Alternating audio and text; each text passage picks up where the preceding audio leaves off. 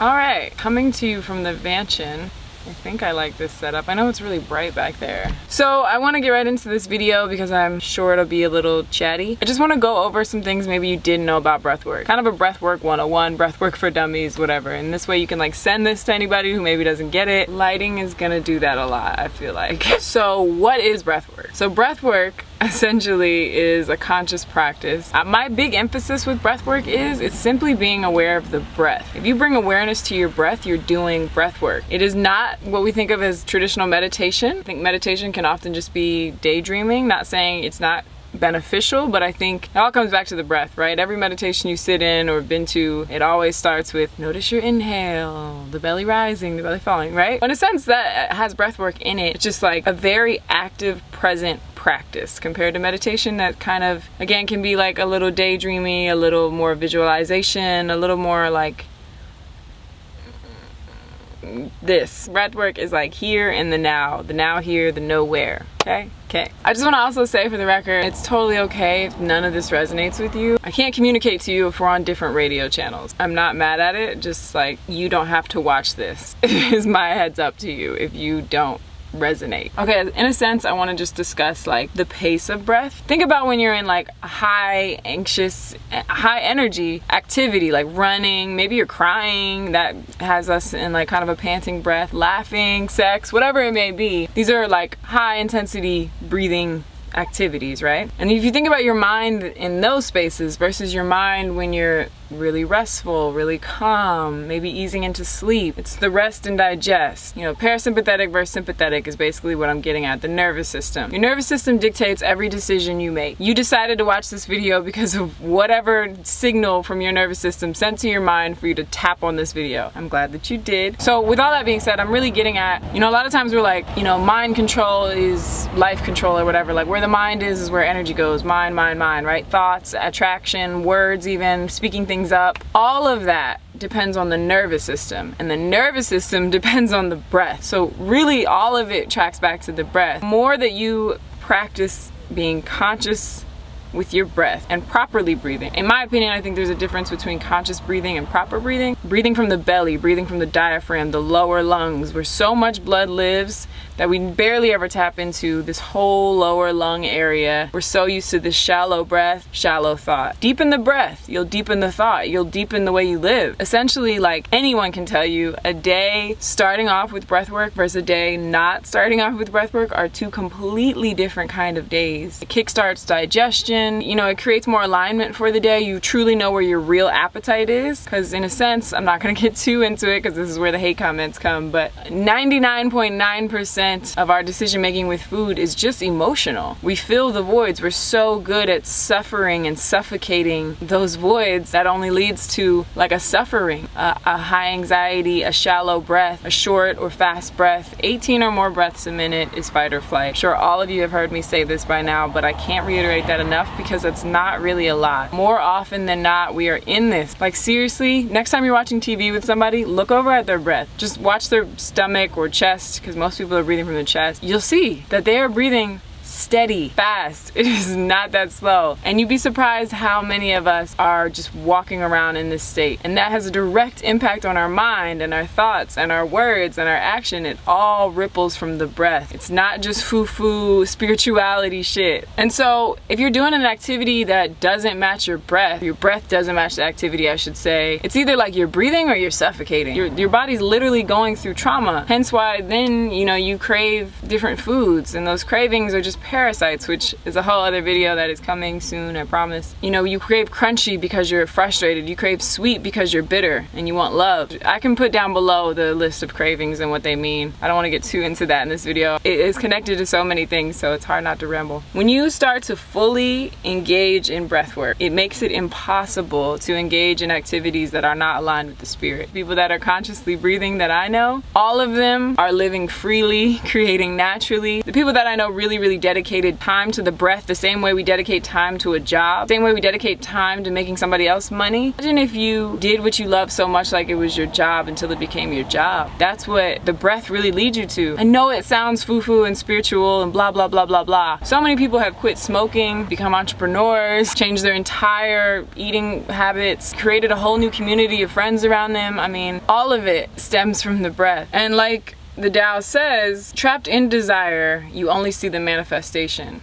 So the more that you are in the breath and give to the breath and align with the breath, you can align with the creator and not just creating, if that makes sense. God is breath. Spirit is breath. Breath translates to spirit. And to just piggyback that, breath moves the circulation, right? The blood flow. Iron is in blood. Fe is iron on the periodical chart. E literally translates to faith. So the more you breathe, the more you build this connection to God, the more you build this connection with faith. Where the blood is really where you're living from. So a lot of people, we're just eating so much, we're having sex so much, or whatever it is, that we're just really in the lower chakra, lower body, lower energy states, more animalistic carnal desires. That's where a lot of blood is, and that's where a lot of parasites live. And like a fully breathing body, parasites literally can't live in. So when you find yourself surrounded by people that are toxic, literally a reflection of the parasites inside of you. Like if you were breathing properly and consciously, it literally purges them. When you breathe in and inflate the belly, like the whole diaphragm just expands, right? You're massaging the digestive tract. That sounds gross, but you're in a sense, with that massaging or with that expansion, kind of breaking up what they call parasite nests. I will link a video down below all about parasites. Parasites flourish where there is poor circulation. Since so much of us are in fight or flight, we're in this 18 or more breaths a minute, we are doing way more intaking of oxygen. Like we're like overly intaking oxygen, which I know you're probably like, wait, what? If we're constantly inhaling and barely pausing in between, we're just like oxygen, oxygen, oxygen, there's like very little CO2. CO2 is what allows your cells to intake the oxygen. It is what allows you to be oxygen efficient. So a way to test this, completely exhale out, completely like,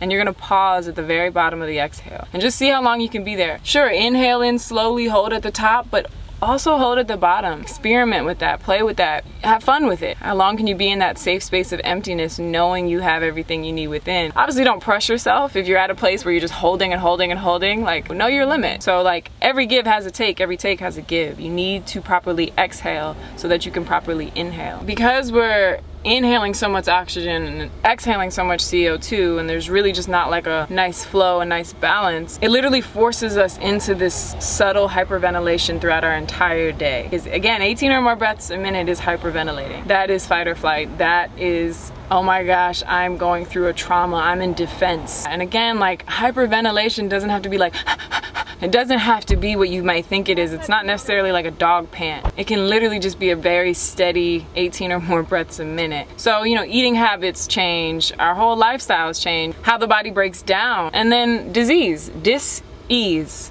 Which, gosh, that's a whole other video. Like emotions are literally energy in motion. So when you're angry, it's disease. You're not at ease. So you're in a dis-ease. Your liver is detoxing, and which is correlated with anger. Kidneys are fear. Our lungs are grief. Spleen is worry. I mean, it goes on and on and on. You can do your research on traditional Chinese medicine if you want to. Basically, too much inhaling of oxygen, hyperventilating essentially, can cause carbon dioxide to be removed from the blood. And from the places that we need it the most, like the most vital organs, it actually is removing CO2 from it. And as the hemoglobins hold on to the oxygen, they have a high oxygen level, but not where you need it the most. So it's really like not beneficial. Like the blood literally releases oxygen when CO2 is present. Like I hope that this isn't overcomplicating your mind. I'm just telling you that like slow down essentially and be aware of the breath, because that's all breath work truly is. There's dark energy matter in prana, in chi, whatever you may call it, in the sun, and you are an alchemist, right? Gosh, this is like complicated to put into words. I don't want to go too into dark energy matter,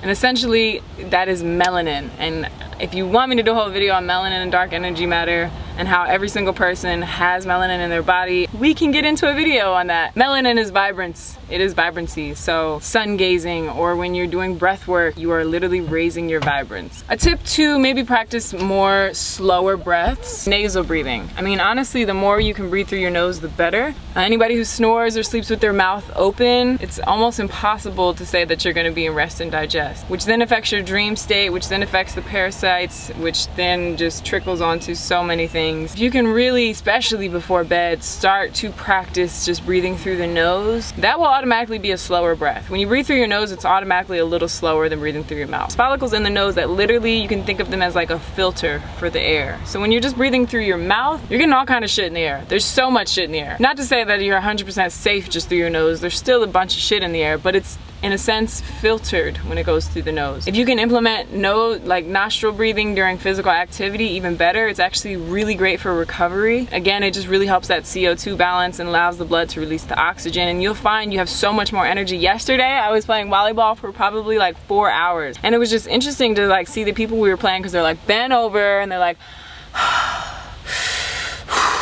and me and Devon, if he happens to watch this, hey Devon, we were just like breathing from our nose the entire time. Yeah, sure, we were in a faster breath. We're doing an activity that requires a faster breath. It's literally breath work. Runner's high is being high off of the breath. You can accomplish the same exact thing just sitting here. You actually are detoxifying the body, if not probably more. I think they say 15 minutes of breath work equals an hour of running. They also say an hour of breath work equals a year of talk therapy. So there's just so much healing on so many levels that literally happens from this free tool that is accessible wherever you are. And that's why I'm so passionate about it, because we've been duped. We've been duped to think that we have to reach outside of ourselves and externally we have to depend on something, and we can't just like heal ourselves, and like we need medicine and we need food and we need all these drugs. They're all drugs. Oh God, that's another video. Because you don't know how much of a trance you're in until you get out of the trance. You don't know how hungover you are from food until you get off of food. It's just like drinking. You know how people drink and then the next day they have to drink to get over the hangover? It's the same exact thing with food. There's no separation. We've just been duped to think that there is. Another video, another time. I'm just saying that the breath is free. It is accessible. If you're watching this, you are able, and it's practice. I mean, you have to unlearn a lot. We've been conditioned a certain way. The last thing I will say, we always